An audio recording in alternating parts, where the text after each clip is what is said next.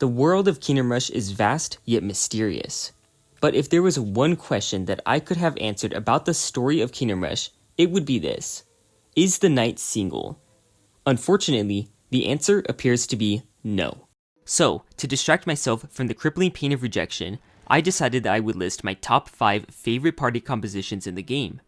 For this list, I will be looking at one hero and 2 companions that synergize so well that you just have to win if you play with them. I will not be picking a 4th companion to go along with each party on the list, but the assumption is that you will encounter a random 4th companion along the way. How well a 4th companion can transition into your team will factor into the placements on this list. At the end of the day, Legends has so much depth that it's not possible for me to give objective rankings as much as I prefer objectivity to subjectivity. On top of this, as more balance updates and content updates are published for the game, I expect even my own opinions to change. But for right now, these are the top 5 parties in Legends of Kingdom Rush. Number 5. Oloc, the Orc Cleaver, and the Ranger. Starting off, we have a combo of some of the most fun characters to use. Oloc is easy to love in this game. It's easy to see why when he has the ability to summon units, which is my favorite type of skill. His demon spawn is by far the best option for level 3. I would say that it's worth getting Oloc to max level straight away, but there is one level up worth prioritizing first. That would be the Orc Cleaver. He's an amazing companion on his own, capable of dealing the highest damage in a single round out of any character in the game, including heroes. This is thanks to parry stance, which allows him to dish out an unlimited number of counterattacks while also taking 1 less damage from all sources for the duration. But since parry stance is locked behind level 2, you should prioritize getting the Orc Cleaver leveled up first, then rush to getting a level 3 Oloc. The Ranger is a great addition to this party because he works just fine as a level 1 companion, allowing you to focus on the other characters without feeling like you're sacrificing a lot of damage output. One thing I really like about this combo is that Oloc and the Ranger both have the means to outrange a lot of enemies, which helps a lot with keeping the Orc Cleaver safe from ranged attacks. Another way that they help out is with their ability to stall enemies. Seal of Immolation stuns enemies in a massive AoE, which helps buy time for the Orc Cleaver to build his armor back up if he's been damaged. One of the weaknesses with the Orc is getting overwhelmed against too much damage, but Oloc and the Ranger both have skills to help keep enemies distracted, whether it's immobilizing them, summoning units to tank while the Orc Cleaver recovers, or both. All in all, it's a great setup, and if you get lucky with the Q, Seal of Immolation can also set up both companions for some nice epic effects. There's a good amount of leeway for fitting in any 4th companion to this party, and even replacing the Ranger with another ranged companion, like the Zapper if you see fit. If there was one downside to this party, it would be the fact that your damage in a single attack isn't so good, which makes it worse against Ireza. But that's a pretty specific weakness for an otherwise solid and fun party. Try this out if you haven't already, though I would guess that anyone who has played the game has already done so. Number 4. Bruxa, the Arcane Wizard, and the Knight. The Knight is a great companion to keep at level 1 throughout the entire adventure without sacrificing much tanking potential. That's what makes her pair so well with Bruxa and the Arcane Wizard. The player can focus all of their resources into maxing out these two instead.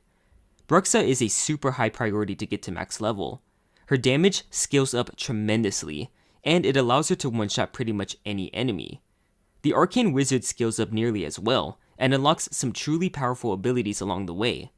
You can expect to pick off enemy after enemy with each turn on these two characters, all while the Knight keeps the remaining enemies at bay. I will admit that they struggle a bit at the start of the game, but even then, the struggle isn't that severe. Bruxa and the Arcane can combine to hit crucial HP breakpoints, still killing an enemy in a single round if not even faster than that, and as they level up, they get even more powerful. Another downside to this party is that the Knight can't tank that well against anything that isn't physical damage, so in Extra Dimensional Menace, they can have a hard time against enemies like Flarons, but once you get to the boss, it will all feel worth it. This is arguably the best combo for any boss fight, as their individual single target damage is unrivaled, allowing you to spawn kill almost anything. The reason this group ranks even higher than the previous party is because their talents more than make up for their downsides. Number 3. Gerald, the Orc Cleaver, and the Arcane Wizard. When I said that the Orc Cleaver was capable of dealing some of the highest damage in a single round, I really meant it. so the best way to capitalize on this is to super buff the Orc Cleaver. You might think that replacing the Arcane Wizard with the Witch Doctor would fulfill this purpose better, but there actually isn't any need for a healer in this party. Gerald's passive ability, Aura of Soul, grants damage reduction to allies who are adjacent to him. This stacks with Parry Stance to allow the Orc Cleaver to take 2 less damage from enemies. Even before he gets to level 2, the Aura of Soul gives the Orc Cleaver the ability to tank up to 4 physical damage without suffering HP loss. One of his biggest weaknesses as a level 1 companion is having only 3 armor, but now that he can tank 1 more point of damage, it allows him to no longer worry about enemies reaching the crucial damage breakpoint with the right RNG. With the Shield of Retribution, the Orc Cleaver can also face off against even more attacks that are sent his way. All of this allows him to counterattack consistently, and once he gets Parry Stance, it's game over for pretty much any melee enemy. The one weakness of this party is anything that can bypass armor, like mages. However, the Shield of Retribution helps a lot with this, as well as Gerald's level 2 skill Avenging Blade. If Gerald does the tanking for magic attacks, he can heal back the HP he has lost using this ability. It also allows him to deal insane damage on any single attack, which makes this party way better for Ireza than the other composition with the Orc Cleaver. Any ranged companion can come along to help snipe the ranged enemies that this setup is weak against. I picked the Arcane Wizard because he scales the best when getting to level 3, and there should be plenty of XP to spare when you only really need to get to level 2 with the Orc Cleaver to reach the desired potential of this party. But really, any ranged companion should do. Try this out in Stormcloud's Winter to get the most satisfying results, but really, any adventure should work just fine. Number 2, Bravebark, the Ranger, and the Arcane Wizard. Originally, this party was good enough with Gerald as the hero, but I actually believe that Bravebark outclasses Gerald when you're looking for a single tank for your party. The nerf to Avenging Blade's cooldown didn't help Gerald's case, but the main reason that he's outclassed is that Bravebark can reliably tank against any damage type thanks to his health regen. 2 HP per turn is already insane, but being able to get 3 HP per turn with his epic effect is just godly. Not to mention that he also has armor regeneration as well. He tanks so good that you can actually turn your brain off and just let Bravebark withstand any damage you want him to, while your ranged companions do the rest of the work. It might seem like a downside that he drains all of your supplies from never being at full HP, but if he does just fine as the sole tank in the party, it shouldn't matter. The reason I picked the Ranger and the Arcane Wizard as the accompanying ranged companions is that these two have the best combination of damage, range, and speed. That's all you really need when Bravebark is already the best source of tanking. I like to get Bravebark to level 2 right away so that he can use Nature's Wrath for additional stalling power and setting up epic effects. Leveling up the Arcane Wizard is also a great choice, like it always is, because he has the ability to stall with Frostlance, snipe with magic missiles, and one-shot enemies with his base attack or disintegrate. Any 4th companion can transition into this party well because of how well they perform on their own, but my favorite additions to get are the Sorceress and the Sylvan Elf. Sorceress stacks well with the Arcane Wizard because of the synergy between Weakening Curse and magic missiles. She also stacks well with Bravebark when he has Nature's Wrath, because it makes for a great setup for punishing Curse. But if I'm going on about 4th companion synergies, it's clear that the original 3 speak for themselves at this point. So, without further ado, let's move on to the number 1 party in Legends of Kingdom Rush. Number 1, Azera, the Barbarian, and the Arcane Wizard. I wonder how many people saw this coming. The Arcane Wizard is probably no surprise given how often he has shown up here already, but Azera and the Barbarian haven't appeared once. Part of that is because I tried to make this list decently diverse. It would be easy to include Azera, any tank, and any ranged companion to fill up this list. However, I think that the Barbarian and the Arcane Wizard are the best companions to pair her with. To begin, Azera herself is an amazing damage dealer even at level 1. Out of all of the heroes in the game, she is the one who can be left at level 1 for the longest without feeling like you're missing out on much. Part of this is because her damage stat doesn't increase at level 2, so you need to get to level 3 to really make her arrows stronger. But that just means that you can focus your experience on other companions early on, which is extremely helpful here. I picked the Barbarian here as the melee companion because you can get him to level 2 right away. Like the Orc Cleaver, a significant amount of his viability comes from getting to level 2. But unlike the Orc Cleaver, the Barbarian's survivability comes from his health regeneration.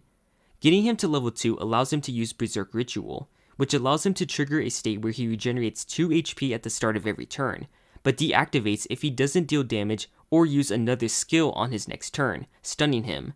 It's high risk, high reward gameplay, but if you know what you're doing, there's nothing you can't accomplish with this setup. Berserk Ritual has a 2-turn cooldown, which means that he can use it every other turn. So as long as he attacks on one turn, he can use Berserk Ritual on the following turn, which counts as using a skill, and so he won't lose the buff or get stunned. It also heals him by an additional 4 HP on top of the 2 that he gets from the buff naturally, allowing him to restore 6 HP total in one turn. The Barbarian's health regen also allows him to tank even against magic and true damage, and still possibly end the encounter with full HP. Once you get him to level 2, you can start investing in levels for the Arcane Wizard next. Frost Lance allows him to drag out fights, which buys time for the Barbarian to keep on spamming Berserk Ritual to heal himself up before moving on from the next battle. It also allows you to stall a group of enemies so that the Barbarian's health regeneration doesn't get overwhelmed from too many attacks. All the while, these 3 companions deal some of the highest damage in the game. Once you start getting any of these guys to level 3, they become true powerhouses, dealing massive damage and having insane mobility. All 3 of them will have 3 speed at max level, which makes it feel like you're cheating when you move all of them around the map. Any 4th companion can join them and be useful. Melee companions can help tank alongside the Barbarian, removing some of the pressure to use health regen and Frost Lance for survival, while ranged companions can add even more damage output to the party. Against bosses, you will have no trouble at all. Azera's Shiv skill and the Arcane Wizard's abilities are perfect for spawn killing. Any stat boosts that you obtain along the way will just make them even stronger, and if any one of them gets invigorated, they enjoy an awesome power spike. There's not much that can go wrong with this party. Give it a try if you can, because once you get the hang of it, you will feel unstoppable. So those were my top 5 party compositions in Legends of Kingdom Rush. I wouldn't be surprised if people who have played this game have completely different favorite parties to mine. And that's because I don't think that there's truly a meta to this game.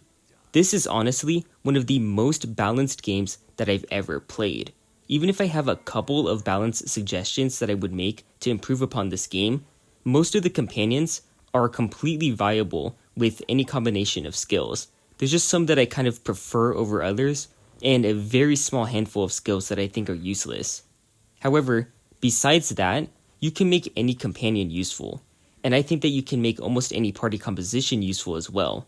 So, I don't really think that this is a list that you should take objectively at all. This is just my opinion of the parties that I find the most enjoyable to use and find myself being the most likely to get away with a victory if I'm using them. But you can use anything that you want. So, I hope that this is helpful and that you have a good rest of your day.